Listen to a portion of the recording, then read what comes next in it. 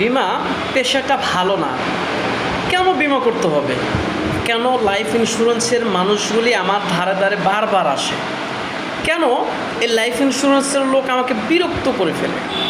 এইটা তার কাছে বিরক্ত লাগছে। আবার নিজে নিজে স্বপ্ন দেখে, যদি আমার দেশটা আজকে আমেরিকানের মতো হতো, আমার দেশ যদি আজকে উন্নতশীল দেশের মতো হতো, আমি বিপদের সময় যদি একটা সেভিংস করে রাখতাম, বিপদ এসে গেছে তখন এই চিন্তা ভাবনা করতেছে। কিন্তু উন্নত বিশ্বগুলো কীভাবে উন্নত হয়েছে আপনি কি জানেন? তার উন্নত হয়েছে ইন্স্যুরেন্সের মাধ্যমে।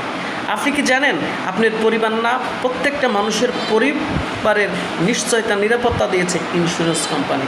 আপনি কি জানেন পৃথিবীতে যত প্রতিষ্ঠান আছে, ব্যাংক, তারপর বড় বড় কোম্পানিগুলি, গার্মেন্টস কারখানা কিসের উপর নির্ভর করে জানেন?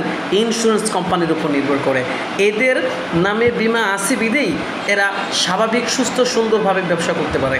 যদি ব্যাংকের নামে ইন্স্যুরেন্স করা লাগে, যদি যে ব্যাংকগুলি আছে এগুলোর নামে ইন্স্যুরেন্স করা লাগে, গার্মেন্টস কারখানার জন্য যদি ইন্স্যুরেন্স করা লাগে, ভবনের জন্য যদি ইন্স্যুরেন্স করতে হয়, আপনাকে আমাকেও করতে হবে। আপনি তো আছেন আপনার মধ্যবিত্ত গ্রাম পর্যায়ে, যারা শহরে বড় বড় বিল্ডিং করে, কারখানা করে, ফ্যাক্টরি করে, হসপিটাল করে, এদের এই জায়গা ইন্স্যুরেন্স কত গুরুত্বপূর্ণ, তাদের ইন্স্যুরেন্স করতেই হয় বাধ্যতামূলক।